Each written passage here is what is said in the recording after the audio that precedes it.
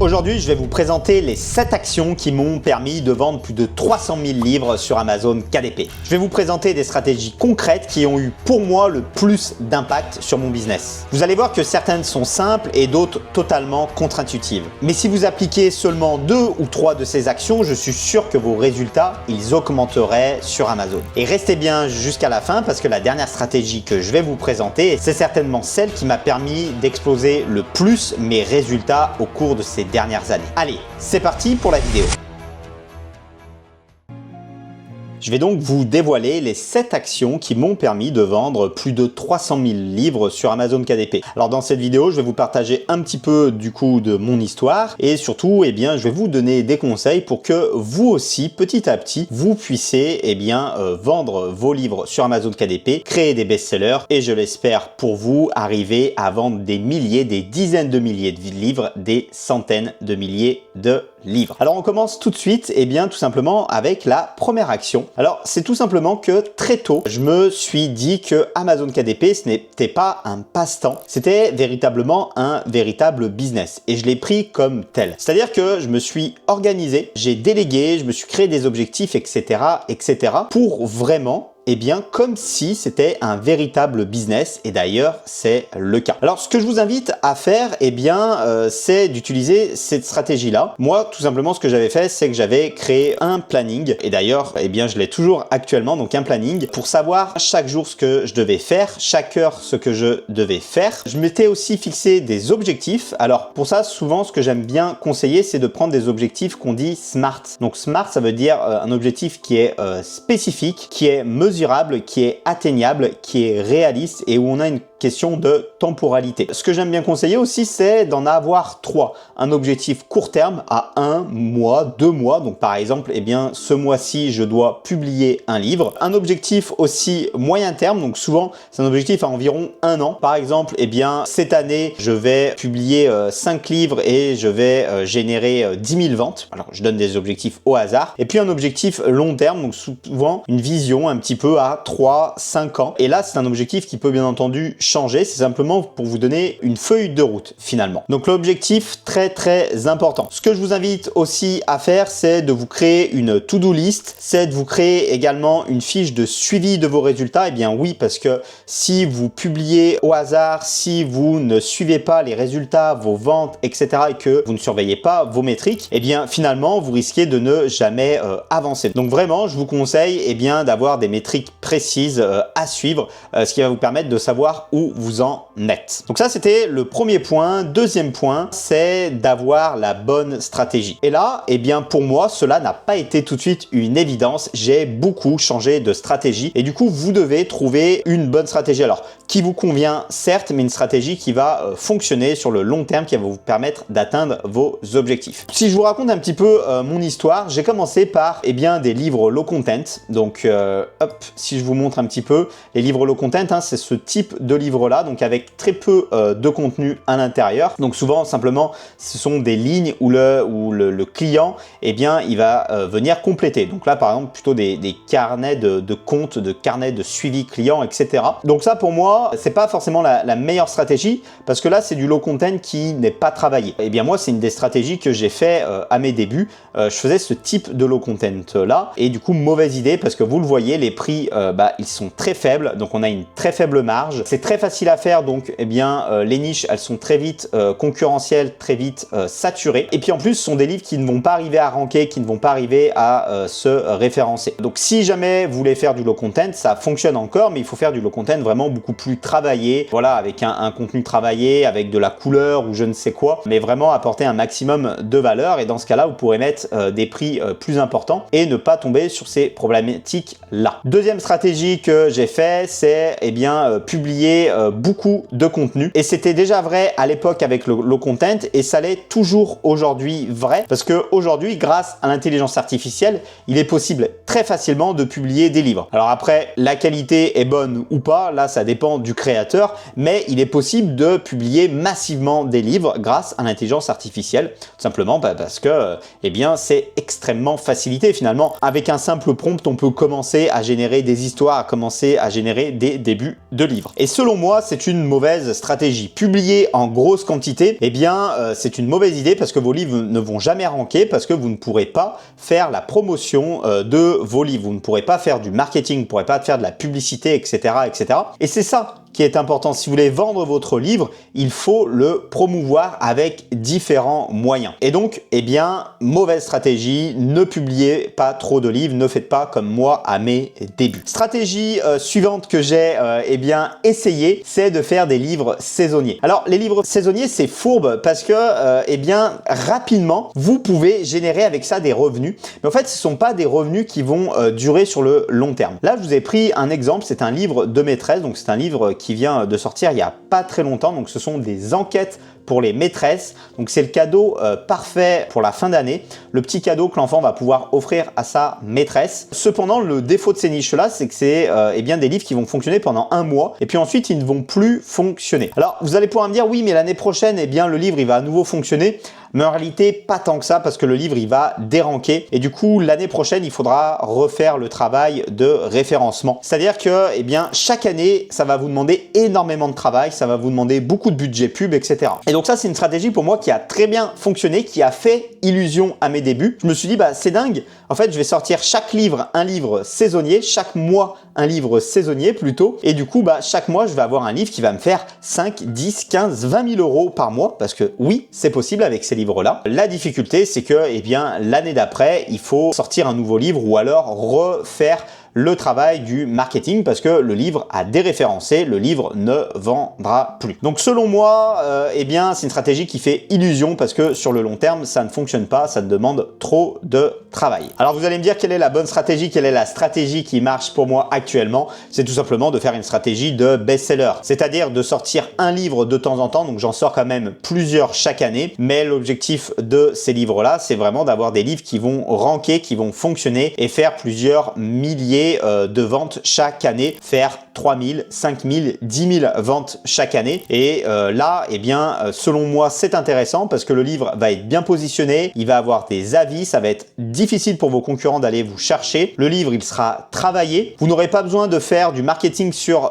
des centaines de livres. Vous aurez dans votre bibliothèque 3, 5, 10, 15 livres peut-être, mais ce sont 15 livres où dessus, vous allez concentrer votre effort, concentrer votre trésorerie, concentrer votre budget de publicité. Et du coup, ces livres-là, ils vont bien fonctionner. Donc pour moi, c'est actuellement la meilleure stratégie. C'est la stratégie que eh bien, je fais actuellement tout simplement, la stratégie qui fonctionne pour moi. Action suivante, et c'est lié, c'est tout simplement trouver des niches best-sellers. Eh bien oui, si on veut créer un best-seller, il faut trouver des niches qui ont ce potentiel, qui ont le potentiel de faire plusieurs dizaines de ventes, centaines de ventes chaque mois et donc plusieurs milliers de ventes chaque année. Alors je vous montre quelques exemples. Alors les grandes thématiques qui fonctionnent bien, là par exemple j'ai tapé livres enfants. Oui, dans les livres pour enfants, donc c'est la thématique des livres pour enfants, il y en a plein qui fonctionnent bien, vous avez plein de niches intéressantes dedans. Donc vous voyez, si on regarde les BSR, là un BSR de 1000, un BSR de 900, un BSR de 600, là un BSR de 120, donc bravo, c'est dingue, un gros joli BSR. Là un BSR de 600, là de 7000, là de 120,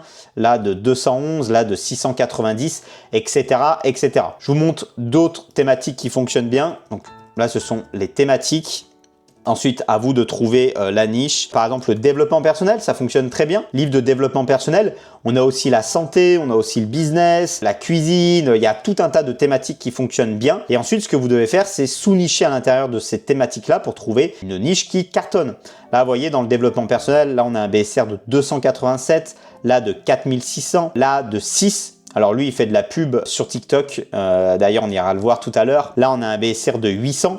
Bref, tout ça pour dire que ce sont des livres avec des niches à fort potentiel. Alors là, je vous ai pris un livre pour enfants, un livre plutôt guide de développement personnel, mais même de la fiction, ça peut très bien fonctionner. Là, je suis parti sur de la romance, donc sur la thématique de la romance, et vous allez voir qu'on a plein de romances qui fonctionnent très bien. Alors surtout en e-book. D'ailleurs, on va se mettre en e-book parce que c'est surtout les e-books qui fonctionnent bien. Donc ça dépend des thématiques, mais c'est vrai que, eh bien, sur les e-books en romance, ça fonctionne très bien. Donc on va se mettre sur les Kindle, hop, on va rechercher, et là vous allez voir que, eh bien, les BSR aussi sont excellents. Voilà, donc là, vous voyez, en Kindle, on a un BSR de 500, là de 4000, là de 2000, là de 1700, là de 94. là de 33, là de 2600, etc., etc. Donc là, je vous montre des thématiques, hein, attention, la thématique c'est plus large et ensuite dans cette thématique, vous trouvez des niches. Alors c'est vraiment ce que vous devez faire. Vous devez trouver des thématiques à très gros potentiel comme je fais là et ensuite vous devez sous-nicher dans des sujets que vous avez envie d'écrire, dans des sujets qui vous plaisent et bien entendu en vérifiant toujours le potentiel de cette niche-là. Moi, c'est exactement comme ça que je fonctionne. J'ai repéré finalement les 7-8 thématiques qui fonctionnent le mieux sur Amazon et à chaque fois, je vais nicher dans ces thématiques-là. C'est les grosses thématiques que je viens de vous citer, hein, que tout le monde connaît. Quatrième action, c'est tout simplement le marketing. Oui, vous devez mettre l'accent sur votre marketing. Et le marketing, souvent, on se dit que c'est juste la publicité, mais pas que. Alors oui, le marketing, c'est déjà l'avatar client. Vous devez réfléchir à votre avatar client, essayer de comprendre qui va acheter votre livre, qui va le lire. Ça va tout déterminer. Ça va déterminer votre style d'écriture, ça va déterminer le style de couverture, ça va déterminer les actions marketing que vous mettez en place, le titre, le sous-titre, les mots-clés que vous choisissez, la publicité. Tout va être lié à votre avatar client. Et du coup, vous devez vraiment le sélectionner dès le début. Et attention, l'avatar client, c'est pas juste, c'est une personne qui aime lire et qui a entre 20 et 60 ans. Ça, c'est pas un avatar client. Un avatar client, c'est très précis. Par exemple, une jeune femme de 20 à 25 ans qui habite en ville, qui aime consommer du contenu sur les réseaux sociaux et qui est célibataire. Vous voyez, là, c'est bien précis. Et ça, vous devez le faire pour chacun de votre livre pour vraiment faire le livre le plus adapté et faire le marketing le plus adapté à cet avatar client là. Alors bien entendu, une fille de 30 ans qui habite en campagne et qui est en couple, elle pourra acheter aussi ce livre là. Mais vous avez fait votre marketing pour une cible bien précise. Donc ça, très important. Ensuite, bien entendu, il faut travailler les couvertures. Couverture extrêmement important. Alors ça, je l'ai compris également assez tôt et c'est quelque chose qui m'a bien aidé. Alors comment faire une belle couverture, hein, c'est finalement assez simple. On connaît la recette.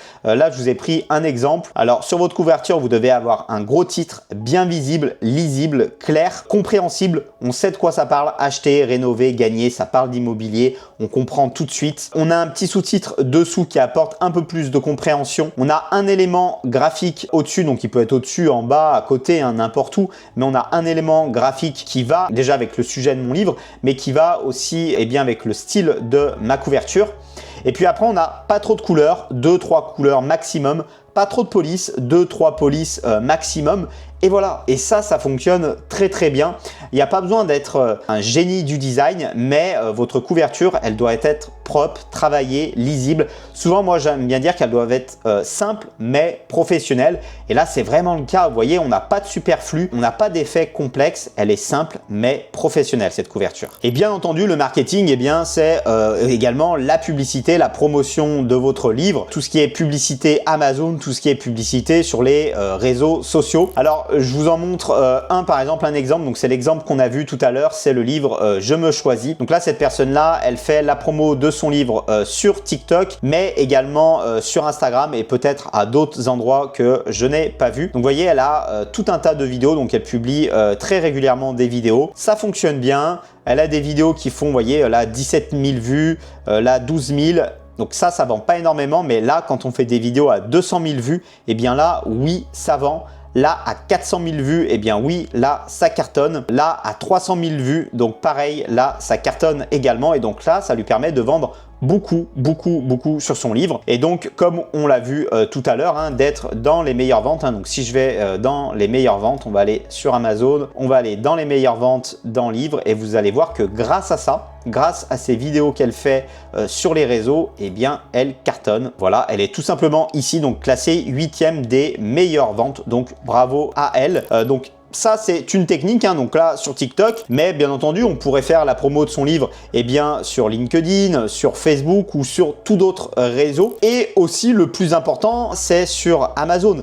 Utiliser la publicité Amazon Ads. Il y a un levier qui est énorme et surtout, c'est quelque chose qui est passif. C'est-à-dire que finalement, vous appuyez sur un bouton, vous allez lancer vos pubs et ensuite, une fois que vos pubs elles sont optimisées, qu'elles sont bien en place, vous n'avez plus besoin de les toucher contrairement aux réseaux sociaux. Alors moi personnellement, j'ai fait les deux ils ont très bien fonctionné. J'ai vendu plusieurs dizaines de milliers de livres grâce aux réseaux sociaux et j'en ai vendu plusieurs centaines de milliers grâce à la pub. Donc la pub Amazon, oui, elle permet de vendre encore plus que les réseaux sociaux, tout simplement parce que c'est scalable. On appuie sur un bouton et on enclenche une pub, ça demande moins de temps. Voilà, mais en tout cas, deux bonnes solutions, deux stratégies que j'ai mis en place dans mon business. Alors maintenant, si tu veux te lancer sur Amazon KDP mais que tu ne sais pas par où commencer, j'ai créé une formation gratuite où je t'explique étape par étape comment publier ton premier livre sur Amazon et aussi comment en faire la promotion. C'est exactement ce que j'aurais aimé avoir lorsque j'ai commencé pour éviter de perdre du temps et de faire des erreurs. Aujourd'hui, ça m'a permis de vendre plus de 300 000 livres sur Amazon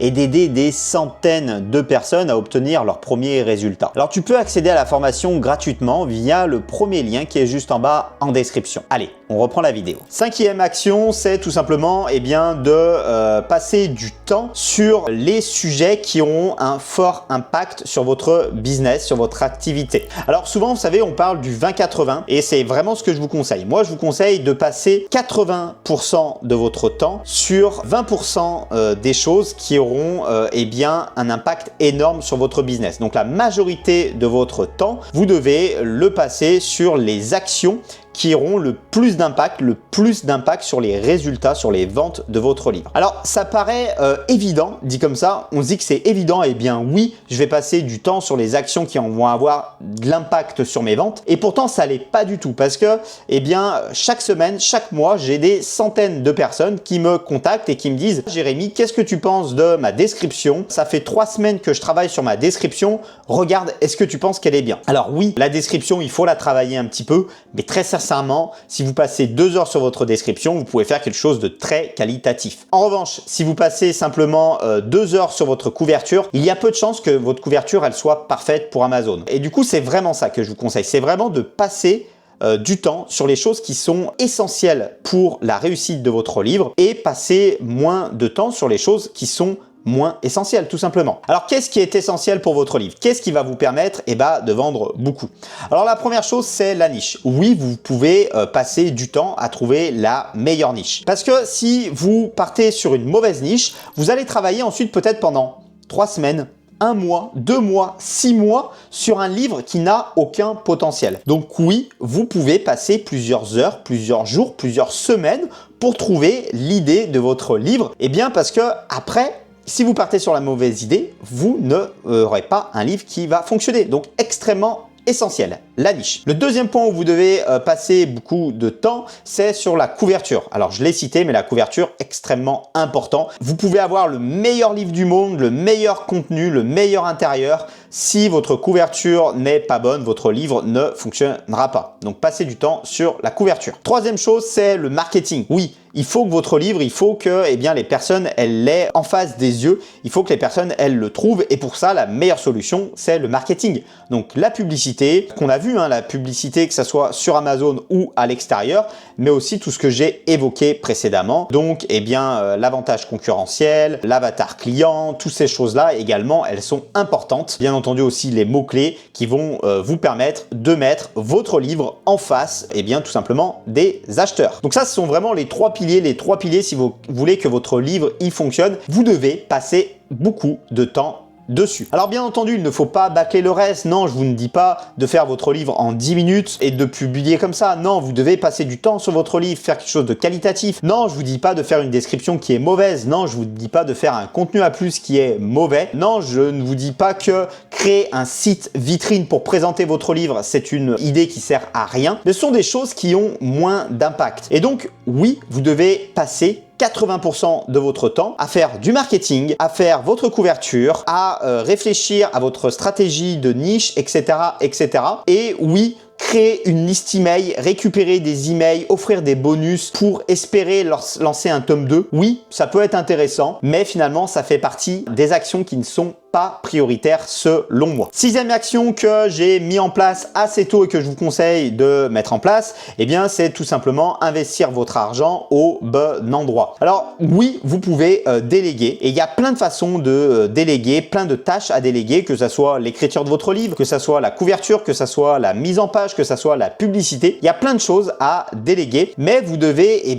choisir les bonnes. Alors encore une fois, je vous conseille de déléguer ce qui aura le plus d'impact pour votre ouvrage. Je vous conseille aussi de déléguer les tâches où vous êtes moins bon. Par exemple, si vous n'êtes pas bon en design, peut-être que vous allez déléguer la couverture de votre livre, parce que ça sert à rien de passer 2 mois sur la couverture de votre livre pour qu'elle soit au final mauvaise. Il faut mieux payer peut-être un prestataire 100 €, 200 € pour qu'il vous fasse une bonne couverture. Pareil sur les outils, vous avez plein d'outils qui vont vous aider. Choisissez les bons outils. Alors pour les outils, je vous en présente 3, les 3 que moi j'utilise le plus souvent. Alors Bookbeam, c'est un outil qui va vous permettre, c'est une application web qui va vous permettre de faire tout un tas de choses, de trouver des mots-clés, de trouver des niches, de rédiger des descriptions, d'étudier certains mots-clés spécifiques. Il y a tout un tas de choses. Moi, j'adore Bookbeam. C'est un outil qui a été conçu spécialement pour Amazon pour le livre. Donc, tous les outils qui sont sur Bookbeam, vous allez pouvoir vous en servir. Alors, je vais vous le montrer en 2 secondes. Hop. Voilà, donc là, on est sur Bookbeam et là, vous avez tout un tas d'outils que vous pouvez utiliser qui sont tous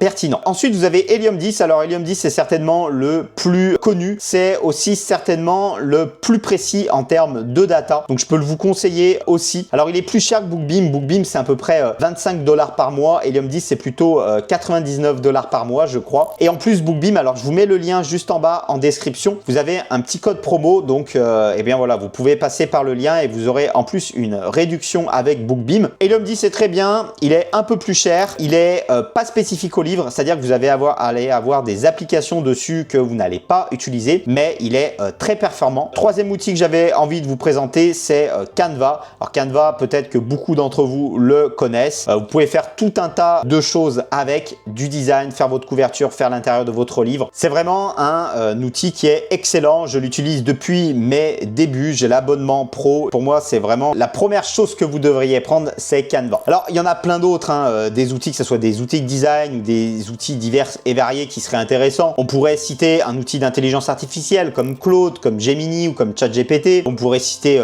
InDesign. On pourrait citer des banques d'images, plein d'autres choses. Mais j'avais déjà envie de vous présenter ces 3-là. Ensuite, si vous voulez déléguer, alors pour déléguer, vous avez différentes solutions. La meilleure solution est pour trouver le meilleur rapport qualité-prix selon moi quand vous voulez déléguer une tâche, c'est d'utiliser des plateformes style Upwork, ComeUp. Vous avez ComeUp, c'est la plateforme française. Vous avez Upwork, c'est une plateforme, je crois, américaine. Vous avez aussi Fiverr qui est extrêmement connu. Et sur ces plateformes-là, vous allez pouvoir tout simplement rechercher des prestations. Donc, si vous voulez mise en page de livre, si vous voulez faire la mise en page de votre livre, on va taper mise en page livre et là vous allez avoir des personnes qui s'occupent de la mise en page de votre livre. Voilà, donc ça pour moi c'est la meilleure solution pour déléguer des tâches. Vous pouvez aussi passer par des prestataires extérieurs à ces plateformes que vous trouveriez sur Google ou sur d'autres plateformes. Très sincèrement, je trouve que les prix sont souvent bien trop chers. Moi j'ai beaucoup de personnes qui me contactent et me disent voilà, j'ai payé 3000 €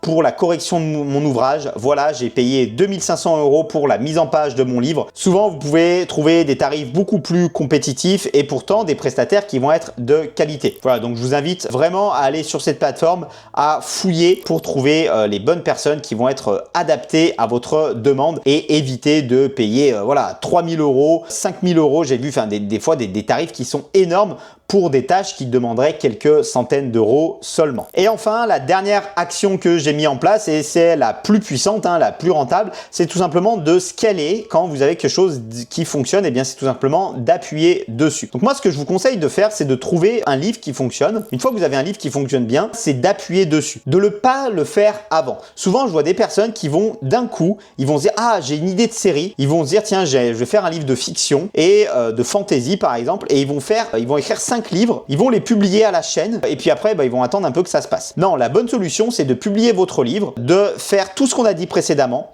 la bonne niche, le marketing, etc. De faire le meilleur livre possible, de faire un max de marketing dessus et de le faire fonctionner ce livre-là. Et une fois qu'il fonctionne seulement, vous faites votre série, vous scalez votre activité. Et donc une fois qu'il fonctionne, ce livre-là, il va vous permettre de booster les ventes de vos autres livres et ça sera très facile de scaler. Vous allez pouvoir faire une série, comme je le disais, vous allez pouvoir traduire, vous allez pouvoir mettre plus de pubs dessus pour gagner plus, vous allez pouvoir faire différents formats, par exemple le format e-book, le format audio, si vous n'y aviez pas pensé, etc., etc. Je vous ai pris un exemple, par exemple ce livre-là. Donc ça, c'est un livre pour enfants, c'est un cahier de lecture, méthode syllabique, donc pour apprendre à lire. Et bien cette personne-là, hein, bravo à elle, elle fait très bien les choses. Elle a sorti une série, donc elle a sorti, je crois que c'était celui-ci, le premier livre qu'elle a sorti, qui fonctionne très bien, hein, qui est top 500. Elle l'a sorti en 2022. Et bien après, elle a sorti une série. Elle a sorti plusieurs livres, vous voyez, pour apprendre à lire. Donc on a mon premier livre de lecture, CP, grande section pour les dyslexiques, etc. Vous voyez, elle a repris les codes qui fonctionnaient bien pour le premier et puis elle a construit une série. Donc ça, c'est vraiment ce que vous devez faire. Et moi, c'est